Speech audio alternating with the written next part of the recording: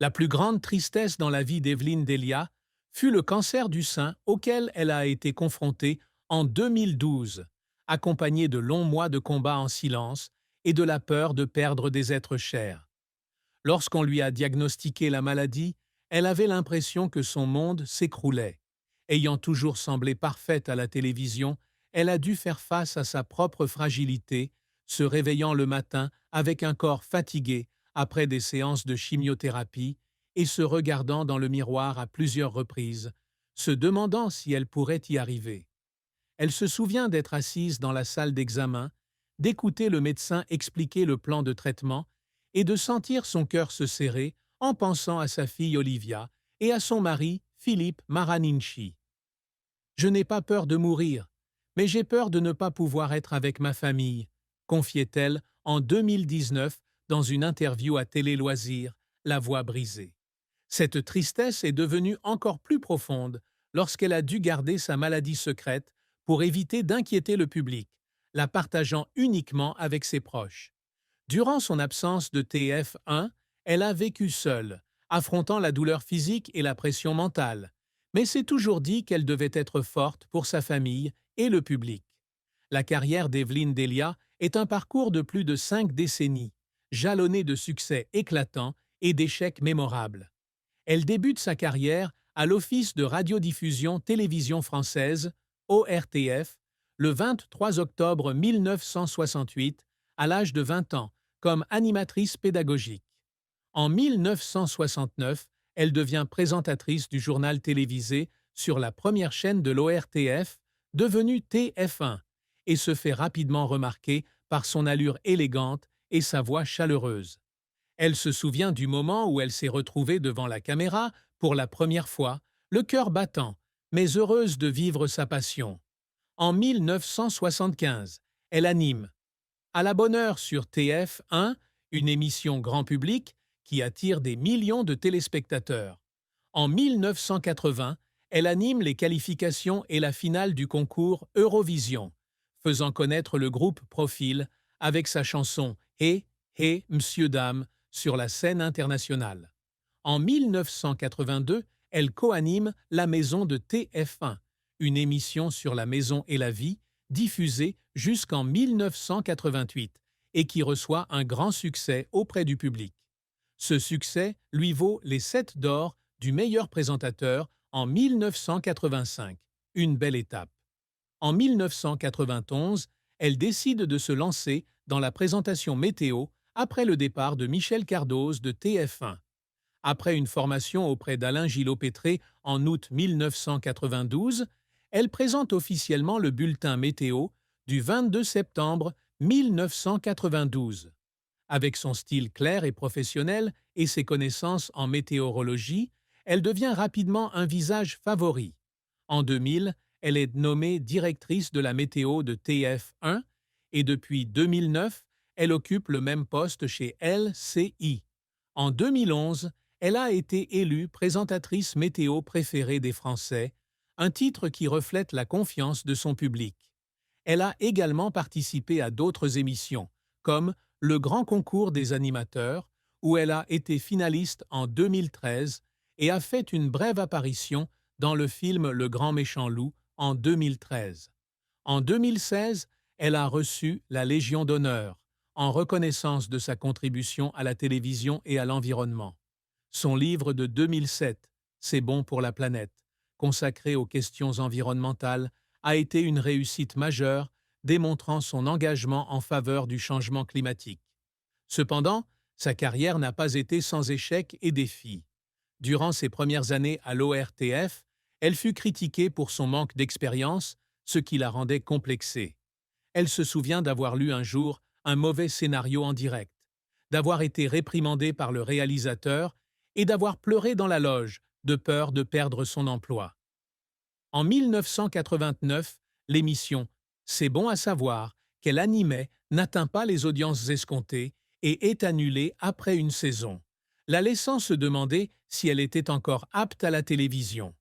En 2012, alors qu'elle était absente en raison d'un cancer du sein, elle a été confrontée à de fausses rumeurs selon lesquelles elle portait une perruque, ce qui a porté atteinte à son estime de soi. Elle se tenait devant le miroir, regardant ses cheveux s'éclaircir à cause de la chimiothérapie, et se sentait blessée lorsque le public parlait de son apparence au lieu de sa santé. En 2017, après le décès de son mari, elle a dû continuer à animer l'émission malgré son cœur brisé, et a un jour mal lu les prévisions en raison d'une perte de concentration, ce qui lui a valu une lettre de plainte du public. Ces échecs, bien que minimes, l'ont laissée déçue, mais l'ont également entraînée à devenir plus résiliente. Ses efforts de carrière ont fait pleurer Evelyne Delia à de nombreuses reprises. En préparation de l'Eurovision en 1980, elle a travaillé sans relâche, apprenant à animer en direct sous une forte pression et pleurant dans les coulisses lorsque la diffusion était un succès. En 1992, alors qu'elle apprenait à présenter la météo, elle a passé des heures à étudier des cartes météorologiques et à pleurer de fierté lorsqu'elle a terminé son premier journal télévisé. En 2007, lorsqu'elle a écrit « C'est bon pour la planète », elle a travaillé tard dans la nuit pour terminer le manuscrit et a pleuré lorsque le livre a été publié car elle savait qu'elle avait contribué à sensibiliser à l'environnement. En 2012, après une opération contre un cancer, elle revient sur TF, alors qu'elle suit encore un traitement, et pleure en studio lorsque le public lui envoie des lettres d'encouragement. « Je veux juste continuer à travailler, parce que c'est comme ça que je me sens vivante », a-t-elle partagé sur Gala. En 2023, alors qu'elle accueillait le Forum international sur la météo et le climat à Paris, elle a pleuré lorsqu'elle a reçu les applaudissements des scientifiques, se sentant reconnue pour ses efforts. La fin de vie d'Evelyne Delia fut triste avec le décès, le 28 janvier 2025, de sa proche amie et collègue Catherine Laborde, qui luttait contre la démence à corps de Lewy depuis plus d'une décennie. Catherine et Evelyne ne sont pas seulement collègues à la météo de TF1, mais aussi amies proches, partageant souvent des moments de littérature, de théâtre et de joie de vivre. Elle se souvient des soirées passées assises avec Catherine et son mari, Thomas Stern, à rire et à discuter de ses livres préférés. Lorsque Catherine a quitté TF1 en 2017, elle a laissé Evelyne émue avec ses adieux à l'antenne. « Tu m'oublieras, mais je ne t'oublierai pas. » Evelyne, qui se trouvait dans la salle de contrôle à ce moment-là, pleurait car elle savait que la santé de son amie se détériorait. Lorsqu'elle a reçu la nouvelle de la mort de Catherine, elle assistait à un événement à Paris et a dû retenir ses larmes. « J'avais l'impression de perdre une partie de moi-même », a-t-elle confié à Paris Match. Elle a assisté aux funérailles de Catherine à l'église Saint-Roch, se tenant silencieusement aux côtés de collègues comme Gilles Boulot et Jean-Luc Reichmann, et a senti son cœur lourd en pensant aux souvenirs heureux maintenant passés. L'amour et le mariage d'Evelyne Delia sont une histoire émouvante, avec de grandes joies et de profondes peines. Elle rencontre Philippe Maraninchi à 19 ans, en 1967, lors d'une soirée à Paris. Philippe, de 8 ans son aîné, est un gentleman passionné par les médias et la publicité.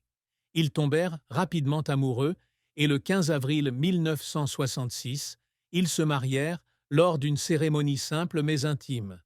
Elle se souvient du moment où elle est entrée dans l'église, a tenu la main de Philippe et a eu l'impression d'avoir trouvé le véritable amour. En 1967, ils accueillent leur fille Olivia, qui deviendra plus tard avocate. Philippe est son rock. Il soutient toujours sa carrière malgré son emploi du temps chargé. « C'est lui qui m'a fait rire même dans mes pires jours », a-t-elle partagé lors du gala 2018.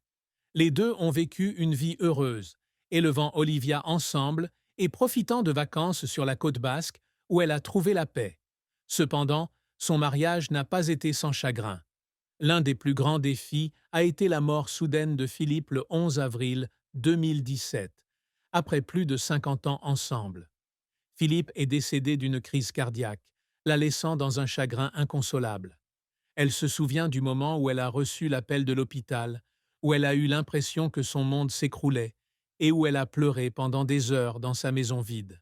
« J'ai perdu mon compagnon, la personne qui me comprenait mieux que quiconque », a-t-elle confié à S de Sophie Davant. Cette tristesse s'est aggravée lorsqu'elle a dû reprendre le travail quelques jours plus tard, présentant le bulletin météo avec un sourire forcé. Une autre tristesse est la distance due à son travail. Durant les années 1980, occupée par la maison de TF1 et d'autres émissions, elle était souvent absente de chez elle, laissant Philippe s'occuper seul d'Olivia. Elle se sentait coupable d'avoir manqué l'anniversaire de sa fille ou de ne pas pouvoir passer des soirées avec son mari. Néanmoins, leur amour est resté fort, Philippe l'encourageant toujours à aller de l'avant. Une autre fin triste dans la vie d'Evelyne Delia fut le décès de sa mère, qui lui avait inculqué l'amour de l'art et la résilience. Sa mère, une Allemande qui possédait une parfumerie à Paris, fut une grande source d'inspiration pour Evelyne. Elle se souvient des après-midi passés dans la boutique de sa mère, à l'écouter parler des parfums et de la vie à Cologne avant la guerre. À la mort de sa mère dans les années 1990, Evelyne ressent un vide qui ne peut être comblé. Elle se tenait dans l'ancien appartement de sa mère, regardant les flacons de parfum qu'elle aimait autrefois, et pleurait sur les souvenirs qu'elle ne pouvait pas récupérer. Ma mère est celle qui m'a appris à sourire même quand la vie est difficile, a-t-elle partagé. A-t-elle